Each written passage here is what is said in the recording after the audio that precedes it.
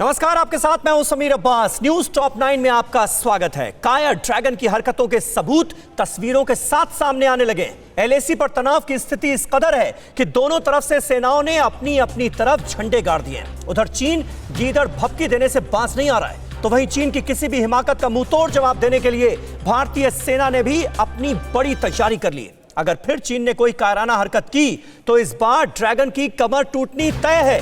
Border पर भारत चीन सेनाओं की तैयारियों से जुड़ी हर अपडेट सबसे पहले देख लेते हैं वॉर जोन एट एलएसी में।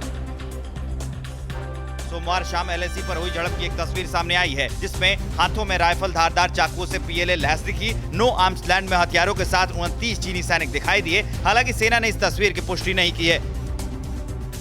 दक्षिण लद्दाख में भारत और चीन के बीच तनाव बढ़ता जा रहा है। एलएसी पर लगातार सैन्य जमावड़ा बढ़ रहा है। एलएसी के पास दोनों सेनाओं ने अस्थायी टेंट बनाए हैं। सैटेलाइट से ली गई इस इमेज में सैनिकों के लिए बनाए गए टेंट दिख रहे हैं। चीनी सरकार के मुखपत्र ग्लोबल टाइम्स के एडिटर इन चीफ हू शिजिन ने एक वीडियो जारी कर सोमवार की झड़प के लिए भारत पर उकसाने का झूठा आरोप लगाया है। शिजिन ने युद्ध की धमकी दी और कहा कि अगर भारत ऐसी कार्रवाई आगे करता है तो पीएलए जवाब देगा।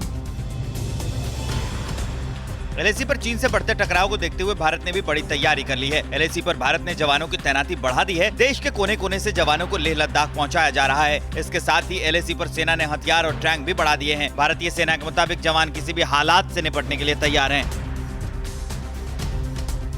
जुलाई से लेकर 2 महीने के भीतर चीन ने पूर्वी लद्दाख और अरुणाचल में कई बार एलएसी का उल्लंघन किया है। बताया जा रहा है कि अरुणाचल प्रदेश, सिक्किम और उत्तराखंड के कई स्थानों पर करीब 40 किलोमीटर तक की सीमा में उसने घुसने की हिमाकत की। पीएलए ने जुलाई में 2 बार अरुणाचल प्रदेश के अंजा में भारतीय क्षेत्र के अंदर कम से कम 26 किलोमीटर की दूरी तक पिछले महीने 3 से 4 दिनों तक डेरा डाला।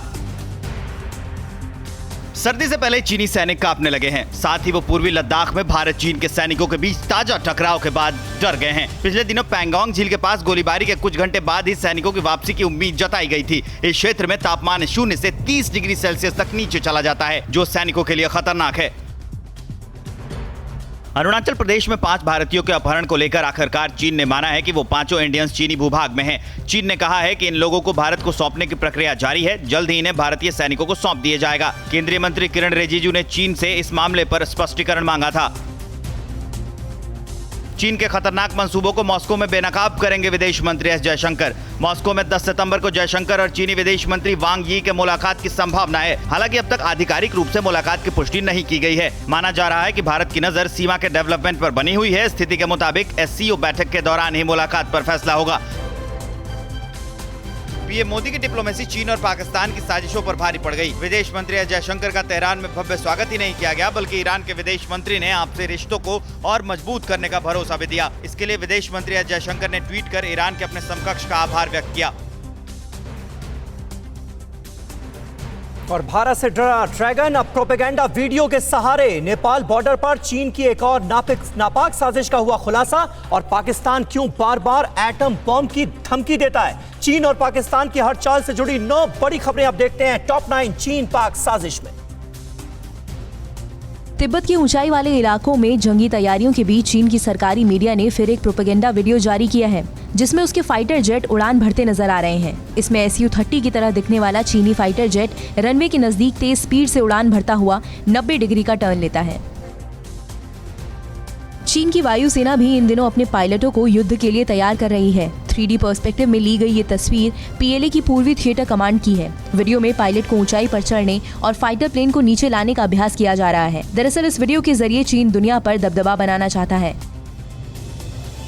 सीमा पर भारत की तैयारी से बौखलाया चीन लगातार अपने सैनिकों के अभ्यास का वीडियो जारी कर भारत को डराने की कोशिश में जुटा है। ये वीडियो उत्तर पश्चिम चीन का है, जहां पीएलए की 72वीं regiment air defence troops live fire drill करती नजर आ रही है। इस दौरान चीनी सैनिकों ने डिफेंस और अटैक दोनों अभ्यास किए। चीन की साजिश का एक और बड़ा खुलासा हुआ है। नेपाल के बॉर्डर पर ड्रैगन 2 एयरपोर्ट बना रहा है। पहला एयरपोर्ट रक्सौल बॉर्डर से 22 किलोमीटर दूर निजगढ़ में बनाया जा रहा है, जिसे 2025 तक तैयार कर लेने की योजना है। वहीं दूसरा एयरपोर्ट भैरहवा में बनाया जा रहा है। इस एयरपोर्ट को दिसंबर में चालू किया जाएगा। चीन की शह पर कूदने वाला पाकिस्तान गीदड़ भभकी देने से बाज नहीं आता है। अब की बार पाकिस्तान ने भारत ही नहीं पूरी दुनिया को सबक सिखाने की धमकी दी है। कश्मीर मामलों के संसदीय समिति के अध्यक्ष और पीएम इमरान के करीबी शहरयार आफरीदी बिना नाम लिए परमाणु बम से उड़ाने की धमकी दे रहे हैं।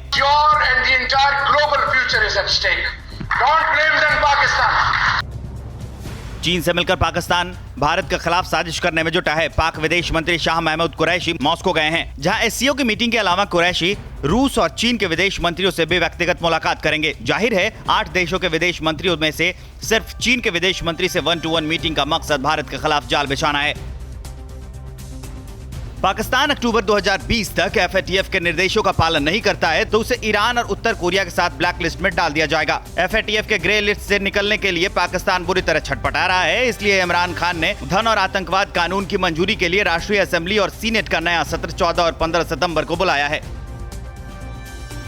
पाकिस्तान और चीन की एक और नापाक साजिश का खुलासा हुआ है। पाकिस्तान में 7 ऐसे लोगों को गिरफ्तार किया गया है जो गरीब लोगों को बहला फुसला कर चीन भेजते थे, जहां उनके अंग निकाल लिए जाते थे। चीन और पाकिस्तान की साजिश के खिलाफ पाकिस्तान के लोगों में जबरदस्त गुस्सा है। सुरक्षा बलों ने जम्मू कश्मीर में पाकिस्तान की बड़ी साजिश को नाकाम कर दिया है। कल रात कुलगाम के जवाहर टनल के पास सुरक्षा बलों ने 2 संदिग्ध पाकिस्तानी आतंकियों को हथियारों के साथ गिरफ्तार किया। इनके पास से एक AK-47 राइफल, एक AM4 US कार्बाइन, 6 चीनी पिस्तौल और मैगजीन बरामद किया गया है। ये सभी जम्मू से एक ट्रक से आ रहे थे। और साउथ चाइना सी में अमेरिका ने क्यों अपनी वॉरशिप की निगरानी सख्त कर दी है? क्यों अब ड्रैगन की पकड़ कमजोर पड़ने लगी है? चीन में क्यों हर दिन लोग गायब हो रहे हैं? वैश्विक तनाव से जुड़ी सभी बड़ी खबरों के लिए देखते हैं top 9 world war 3। South China Sea में चीन और अमेरिका के बीच तनाव चरम पर है। वॉरशिप पर चीनी हमले की आशंका को देखते हुए अमेरिका काफी सतर्कता बरत रहा है। अमेरिका आसमान के जरिए वॉरशिप को सुरक्षा दे रहा है। साउथ चाइना सी में तनाव के बीच चीन को घेरने के लिए अमेरिका कोई मौका नहीं छोड़ रहा है। अमेरिका के जासूसी जहाज ने मलेशियाई एयरक्राफ्ट का इस्तेमाल किया है। चीनी एयर स्पेस के करीब उड़ान भरने के लिए यह इस्तेमाल किया गया है। दुनिया भर में चीन और पाकिस्तान के खिलाफ मोदी के विदेश नीति को सफलता मिल रही है। मंगलवार को रूस के डिप्टी एम्बेसडर ने कहा है कि भारत के कहने पर रूस ने पाकिस्तान को हथियार देने से इनकार कर दिया। रूस का यह फैसला पाकिस्तान पर भारत की बड़ी कूटनीतिक जीत है। दुनिया में अकेला पड़ा चीन अब छोटे छोटे देशों को साध रहा है। चीन के रक्षा मंत्री मलेशिया और इंडोनेशिया के दौरे पर हैं। इससे पहले चीन के विदेश मंत्री यूरोप गए थे, लेकिन वहां उनकी किसी ने नहीं सुनी। खाली हाथ लौटना पड़ा था। ड्रैगन की दादागिरी से पूरी दुनिया में गुस्सा है। अमेरिकी विदेश मंत्री माइक पॉम्पियो ने हांगकांग को लेकर चीन पर हमला बोला है। पॉम्पियो ने कहा है कि हांगकांग के स्थायित्व के लिए जरूरी है कि वो लोकतंत्र, सरकार की जवाबदेही और लोगों के मौलिक स्वतंत्रता का सम्मान हो, लेकिन इसकी जगह हांगकांग में अभिव्यक्ति की आजादी खत्म कर दी गई। चुनाव में देरी की जा रही है। बाहरी आवाजाही पर रोक लगा दी गई है। हांगकांग में विपक्षी कार्यकर्ता टैम टैक शी को औपनिवेशिक युग के राजद्रोह कानून के तहत गिरफ्तार कर लिया गया है। 1997 के बाद ये इस तरह की पहली घटना है। मंगलवार टैम को मजिस्ट्रेट कोर्ट में पेश किया गया और जमानत पर रोक लगाई गई थी, क्योंकि न्यायाधीश ने मामले को आज तक के लिए टाल दिया। हांगकांग में जबरदस्ती लगाए गए चीनी कानून का विरोध हो रहा है। ताइवान ने एक बार फिर चीन को आंखें दिखाई हैं। राष्ट्रपति साई इंग वेन ने दक्षिणी चीन सागर और ताइवान की खाड़ी में चीन के आक्रामक रवैये को क्षेत्रीय स्थिरता के लिए बड़ा खतरा बताया है। साई इंग वेन ने कहा है कि इससे हिंद प्रशांत क्षेत्र में अस्थिरता पैदा हो सकती है और उसके खिलाफ दुनिया में लोकतांत्रिक देशों को एक साथ आना चाहिए। चीन में सरकार के विरोध में आवाज उठाने वाले लोगों को गायब किया जा रहा है। एक अध्ययन के मुताबिक चीन में रोज 20 लोग गायब हो रहे हैं। इन लोगों को गायब करने का शक सीसीपी पर है। ये वो लोग हैं जो चीन की सरकार की गलत नीतियों का विरोध कर रहे हैं। इतना ही नहीं, चीन में विदेशी पत्रकारों को भी देश छोड़ने पर मजबूर किया जा रहा है। अमेरिका और ऑस्ट्रेलिया के पत्रकारों को जानबूझकर परेशान किया जा रहा है। तुर्की से तनाव के बीच ग्रीस और यूएई ने संयुक्त सैन्य अभ्यास किया है। भूमध्य सागर में दोनों देशों की सेनाओं ने एयर और नेवल ड्रिल किया। यूएई और ग्रीस दोनों का तुर्की से विवाद चल रहा है। इस सैन्य अभ्यास के जरिए दोनों देशों ने तुर्की को अपने हद में रहने की कड़ी चेतावनी दी है।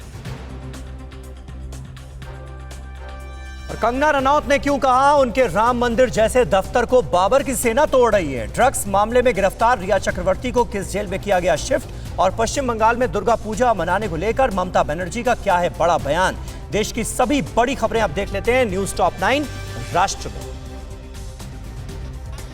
बीएमसी ने कंगना रनौत के ऑफिस पर तोड़फोड़ की कार्रवाई शुरू कर दी है। बीएमसी ने पहले ही नोटिस चिपकाकर कंगना के ऑफिस को अवैध बताया था। वहीं ऑफिस के तोड़फोड़ पर कंगना ने पलटवार करते हुए कहा कि बाबर की सेना राम मंदिर जैसे मेरे ऑफिस को तोड़ने पहुंची है। एक्ट्रेस कंगना रनौत की कोरोना टेस्ट की दूसरी रिपोर्ट निगेटिव आने के बाद उनके मुंबई जाने का रास्ता साफ हो गया है। आज 12:15 बजे वो चंडीगढ़ से मुंबई के लिए उड़ान भरेंगी। शिवसेना के रवैये पर उन्होंने कहा है कि दुख की बात है, मुझे महाराष्ट्र में आने से रोका जा रहा है। मैं रानी लक्ष्मीबाई के पद चिन्हों पर चलूंगी, ना डरूंगी ना झुकूंगी, गलत के खिलाफ मुखर होकर आवाज उठाती रहूंगी। बगैर कंगना का नाम लिए शिवसेना ने अपने मुखपत्र सामना के जरिए निशाना साधा है। कहा है कि मुंबई माता का अपमान करने वालों के नाम महाराष्ट्र के इतिहास में डामर से लिखे जाएंगे। इस पर कंगना ने ट्वीट किया है कि मैं 16 साल की थी जब मुंबई आई। कुछ दोस्तों ने कहा मुंबई में वही रहता है जिसे मुंबा देवी चाहती हैं। सब दोस्त वापस चले गए और मुंबा देवी ने मुझे अपने पास ही रख लिया।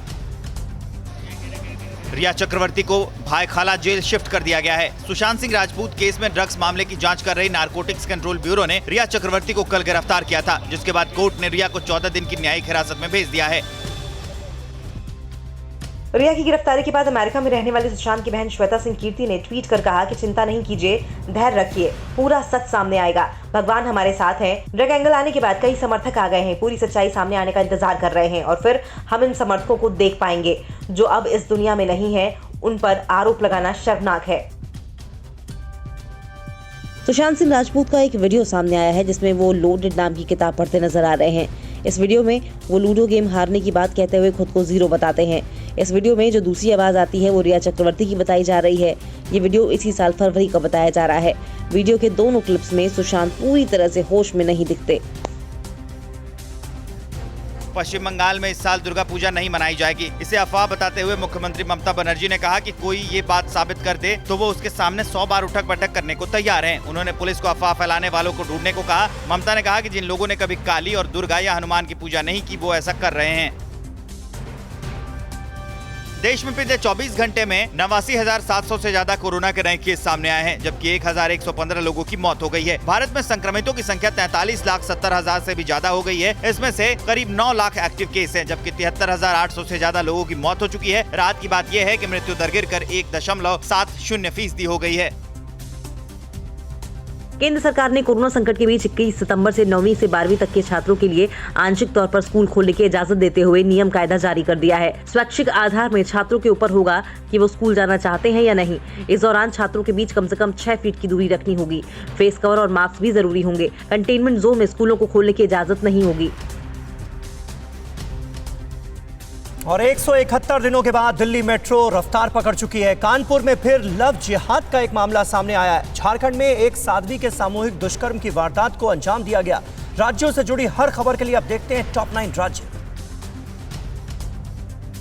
कोरोना की वजह से 6 महीने तक बंद रहने के बाद दिल्ली मेट्रो की सेवा आज से 2 लाइन और चालू हो गई है। मेट्रो की ब्लू और पिंक लाइन पर सेवा शुरू हो गई है। हालांकि ये सेवा भी सुबह 7 बजे से 11 बजे और शाम 4 बजे से 8 बजे तक उपलब्ध रहेगी। सोमवार से येलो लाइन पर सेवा बहाल की गई थी। इसके अलावा कल से रेड लाइन, वायलेट लाइन और ग्रीन लाइन पर सेवाएं शुरू हो जाएंगी। यूपी में पूर्व सीएम अखिलेश यादव ने युवाओं से आज रात 9 बजे 9 मिनट के लिए बत्तियां बुझाकर बेरोजगारी के खिलाफ क्रांति मशाल जलाने का आह्वान किया। उन्होंने ट्वीट कर लिखा कि मुठ्ठियां जब बन जाती हैं जवानों की, नींद उड़ जाती है जुल्मी हुक्मरानों की। इधर चुनावी सरगर्मी को देखते हुए आरजेडी नेता तेजस्वी यादव ने भी कहा है कि 9 बजे 9 मिनट के लिए दिया या लालटेन जलाने का काम करें। यूपी में गुंडा राज का सनसनीखेज वीडियो सामने आया है। प्रतापगढ़ में खुद को चंदन यादव बताने वाला ये शख्स मोती सिंह नाम से मशहूर राज्य की कैबिनेट मंत्री राजेंद्र प्रसाद सिंह का खुलेआम एनकाउंटर करने की धमकी दे रहा है। सोशल मीडिया पर ये वीडियो वायरल हो रहा है। ये शख्स ब्लॉक प्रमुख के पति और गैंगस्टर सभाजीत यादव को अपना मामा बताता है। यूपी सरकार ने कोरोना को लेकर लगाए गए प्रतिबंधों को वापस लेने की घोषणा की है। उत्तर प्रदेश में लॉकडाउन को पूरी तरह से खत्म करने का फैसला लिया गया, यानी यूपी में अब रविवार को भी बाजार लगेंगे और दुकानें खुलेंगी। सीएम योगी आदित्यनाथ ने उच्च स्तरीय बैठक में अनलॉक व्यवस्था की समीक्षा के बाद कहा कि कंटेनमेंट जोन्स को छोड़कर अन्य स्थानों पर सभी होटल्स और रेस्टोरेंट खोले जाएंगे।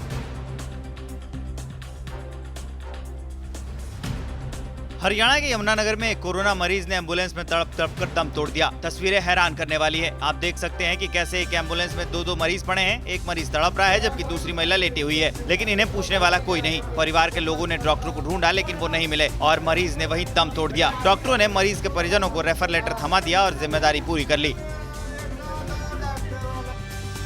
झारखंड के गोड्डा में एक साध्वी के साथ सामूहिक दुष्कर्म की घिनौनी वारदात सामने आई है। पुलिस ने एक आरोपी को गिरफ्तार कर लिया है। पकड़ा गया आरोपी दीपक राणा कुछ दिन पहले ही जेल से छूट कर आया था। मुफस्सिल थाना में 2 नामजद और 2 अज्ञात के खिलाफ FIR दर्ज की गई है। झारखंड के CM हेमंत सोरेन ने भी ट्वीट कर गोड्डा पुलिस को कड़ी कार्रवाई के निर्देश दिए हैं। उत्तर प्रदेश के कानपुर में लव जिहाद के मामले लगातार सामने आ रहे हैं। नया मामला नौबस्ता थाना क्षेत्र का है, जहां एक धर्म विशेष के युवक पर लड़की से यौन शोषण का आरोप लगा है। आरोप है कि युवक पहचान छुपा कर रह रहा था और मकान मालिक की बेटी से शादी का वादा कर उसका शोषण कर रहा था। पीड़ित लड़की की शिकायत पर आरोपी को जेल भेज दिया गया।